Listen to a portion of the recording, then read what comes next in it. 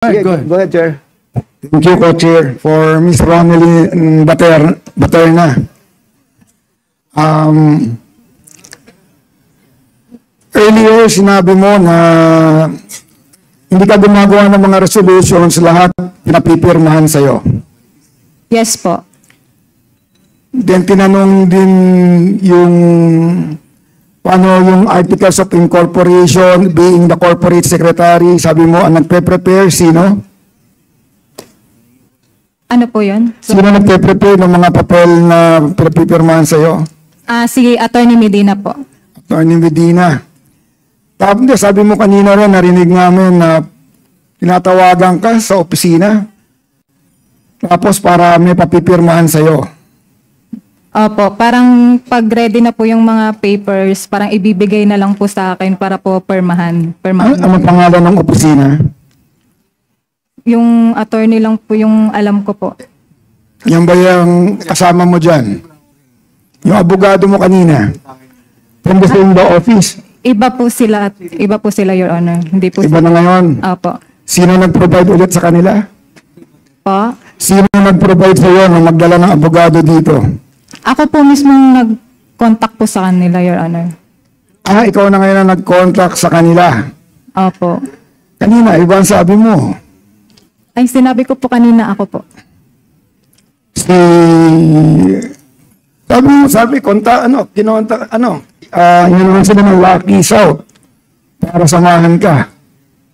Oh, sabi ng lawyer tawagin mo yung lawyer mo.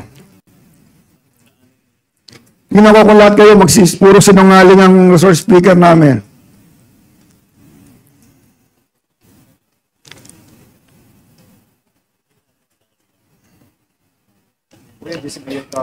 Tinanong ko sino nag-engage na services nila Yep, please identify yourself again, attorney. Good afternoon, Your Honor. I am Attorney Giselle S. Velasco from NFC Miralles Law Office. NFC Miralles, Your Honor. Yes. So, why are you here? Your Honor, I was asked by our law office to assist Ms. Baterna. And to this hearing, Your to assist Ms. Baterna. Yes. Who in your office told you to assist Ms. Baterna? Our managing partner, Your Honor. And who's your managing partner? Attorney Nadine Faye Miralles, Your Honor. Nadine C. Miralles. Yes, Your Honor. I've heard also that again, in law office nyo, ang pang N? NFC Miralles Law Office, Your Honor. Is it true? Yung law firm nyo rin na nagpa-quash ng search warrant na in-issue for ano? Yes, Your Honor, we are the current counsel for LS99 at the proceedings, Your Honor, at San Fernando, Pampanga. Nung nag-apply ng search warrant, pinakwash ba? Pinakwash yung warrant? Let me clarify, Your Honor. Their law firm has submitted to the Honorable Court a motion to quash the search warrant that has been issued to us and that we have implemented. So that's still pending, Your Honor. The search warrant against Boga et al. Boga et al., the known boss of Lucky South 99. He is a Chinese national, Your Honors. So, Boga et al. Is also your client? As far as I know, Your Honor, as confirmed by our managing partner, Your Honor, it was Ms. Baterna who, si Ms. Baterna po ang nag-communicate sa office namin as the CorpSec of Lucky South 99 and siya din po yung nag-engage sa amin for our services. As representative po. So, sino magbabayad sa inyo? That, Your Honor, I am not privy to that engagement, Your Honor. Since that is, Your Honors. So si Mr. Chair, may I interject? Just one question in relation to what you said. Wait, Congressman, Ronaldin Baterna, you coordinated with them, ikaw nakipag-usap para to get their services. Yun ang sinabi ng abogado. So meaning you have all this authority, di ba? All the authority emanates from you dahil nga siya nagtatanggol, ang NFC ang nagtatanggol sa Lucky South 99. And you coordinated with them. Di ba? Kanina, binanggit mo, wala kang alam lahat. Hindi ikaw nakikipag-coordinate, hindi ka kumakausap sa abogado, but now they're telling us na ikaw ang nag-coordinate. So, dito, kikita na natin yung pagsisinungaling mo. Mr. Chair. Diba? So, ngayon, sino? Sino nag-utos sa iyo para makipag-coordinate sa NFC? Totoo po yung mga sinasabi ko, Your Honor, yung wala po talaga akong alam about dun sa mga pinipirmahan ko. Pero yung sa kanila po, ako po talaga yung Pero kanina sinabi mo, hindi ikaw eh. Di ba? Mr. Chair. Walang. Yes, but wait. Let the chair finish first. So hindi mo sinabi kanina na ikaw nag-coordinate. But now sinasabi nila na ikaw nakipag-coordinate sa kanila. Di ba? So, now you will agree with me that ikaw talaga nakipag-coordinate sa kanila. And I'm asking you right now, kung ikaw nakipag-coordinate sa kanila, sino nag-utos sa iyo para makipag-coordinate ka sa abogado na ginagamit ng Lucky South? Sino? Ako po. Alam mo, hindi mo sinasagot ng tama yung tanong ko. Ang tinatanong ko, sino nag-utos sa iyo para kausapin ang lawyer ng NFC para ipagtanggol kayo sa korte at samahan ka dito sa Kongreso? Sino nag-utos sa iyo? Kasi po, nung... Sagutin mo muna ang tanong ko, sino? Kasi kanina, sinasabi mo, wala kang alam, hindi mo alam na ikaw presidente, hindi mo alam na ikaw corporate secretary, hindi mo alam yung mga pinirmahan mo. You are telling all these lies na sinasabi mo, wala kang alam. Now, suddenly, eto, ikaw, pumunta ka sa isang law firm. Ikaw nag-represent sa Lucky South 99. And telling them, oh, hinahire ko kayo bilang kayo magtatanggol sa amin. Well, meron ka palang ganitong klaseng authority. Ngayon ang tanong, sino ang nagsabi sa iyo na kausapin ang law firm na NFC? Yung totoo po niyan, Your Honor, may tumawag po Sino nga? isang attorney. Sino? Anong pangalan? Si Attorney Abby po tumawag. Sino to ni Abe? Anong pangalan niya? Full name? And Abby lang po yung pagkakaalam kong name. Kasama sa Lucky South 99.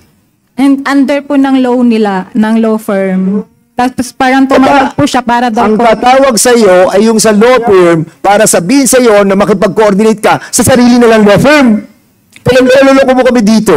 Hindi po. Di ba po ako po yung corporate sec? Okay. Tapos tumawag po si Attorney Abby sa akin. Na Sino parang- tumawag sa iyo? Sa attorney ng law firm.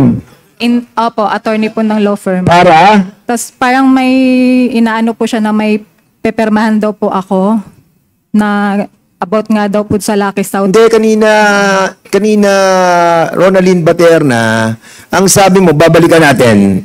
Ang sabi mo kanina, okay, tinatanong kita, sino nag-coordinate sa lawyer? Sabi mo, hindi mo alam. Hindi ikaw. Tapos sinanong namin ngayon yung lawyer mo, ang sabi ng lawyer mo, nag-coordinate sa kanila para i-hire sila, ikaw. Ang tinatanong kita kanina, dahil wala kang alam sa lahat ng mga korporasyon na to, umipirma ka lang, tinatanong ko sa iyo, diba, inamin mo na ngayon, ikaw nagko-coordinate. Sino nga ang nagsabi sa iyo? Yung abogado mismo ng law firm para sabihin sa iyo na makipag-coordinate ka sa kanila? Is that what you're trying to tell us? Yes po. Ha? Pero hindi ko po alam kung sino po yung nakikipag-coordinate sa kanila na para tawagan po ako. Mr. Chair, meron lang akong tanong in relation. Baka makalimutan ko yung tanong ko eh. Mr. Chair. So, Congressman Abante, then Congressman Pacho. Okay, go ahead. I would like to ask the lawyer, ilang taon na po kayong lawyer ng Lucky South 99 Corporation? Your Honor, our services were just engaged by Lucky South after po the raid. After the The raid, raid? yes. When was Your that? Honor.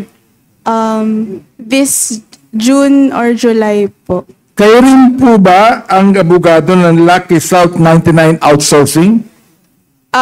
Not that I know of, Your Honor. Okay. Congresswoman Pancho, please. Nag-agree po ako kay Congressman na Abante, no? Parang ginagawa tayong tanga rito ng mga resource persons natin. Now, sige, kagatin natin yung ginagawa mo kaming tanga. Kung talagang abogado niyo yan, magkano po binayad niyo dyan? Magkano po yung fee niyo? May kakayahan ba kayong bayaran yung kanyang PF? Kasi ang sweldo niyo lang po is 23,000 eh.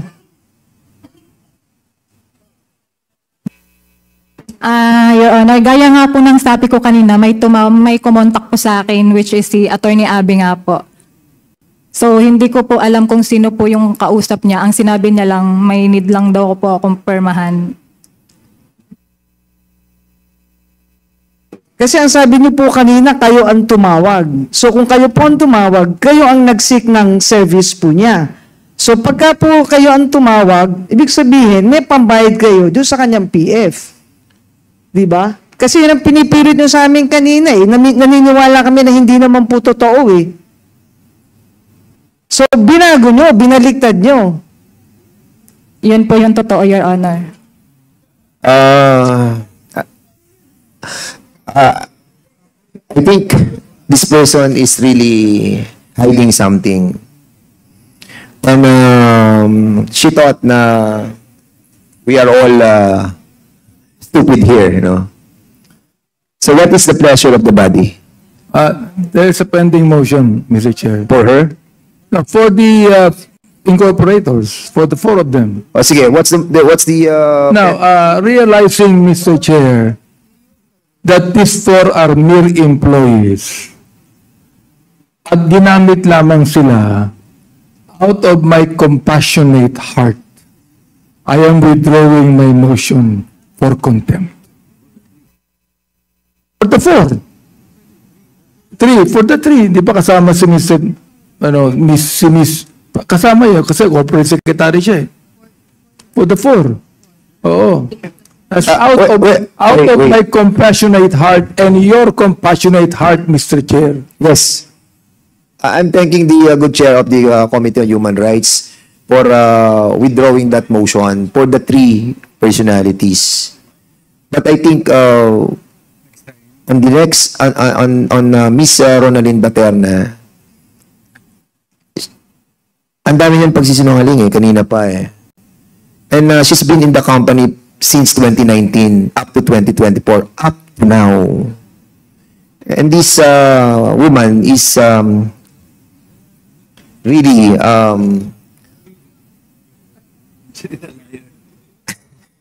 may alam siya eh, but withholding it for herself. Maybe kasi kilala rin niya si Cassandra. Ang dami niyang kilala doon sa... Well, anyway, I leave it to the body to decide on this. Mr. Chair. Mr. Chair, Congressman ako, please. may I know the parliamentary status of the motions? Well, the parliamentary status, there was a motion initially to cite in contempt first yung si Ronaldin and then the three incorporators. Then he withdrew it just a while ago. So now the parliamentary status is that was already withdrawn. So if we will show compassion to Ronaldin Baterna, it's up to the body. So natin. So alam niya na. Alam niya na yung consequence ng pagsisinungaling sa hearing na to. So with that, Mr. Chairman, I move to cite in contempt Ms. Baterna in violation of our internal rules, Section 11, paragraph C of our rules. The violation is refusal to answer questions from the members of this committee. In short, she is lying, Mr. Chairman. So move, Mr. Chairman. So there's a motion to cite Ronaldin Baterna under Section 11, and there was a second motion by Congressman Acop. Any objection? Hearing no objection, Ronaldin Baterna is hereby cited in contempt. Mr. Chairman, So, the penalty. Congressman I Paduano. give the privilege to Chairman Congressman Acop, If please. you will recognize Chairman Acop Congressman. with regards to the detention. Please. Mr. Chair, may I move that the penalty given to Ms. Ronaldin being cited in contempt for 30 days to be confined doon po sa bago nating custodial center inaugurated at 1:30 this afternoon. So move, Mr. Chair. So there's a motion to put the resource speaker in the premises of the House of Representatives for 30 days. Is there a second motion? Second motion. There's a second motion. Any objection? Hearing none, the said motion is now approved. Okay, so hindi kami masaya. Akala nyo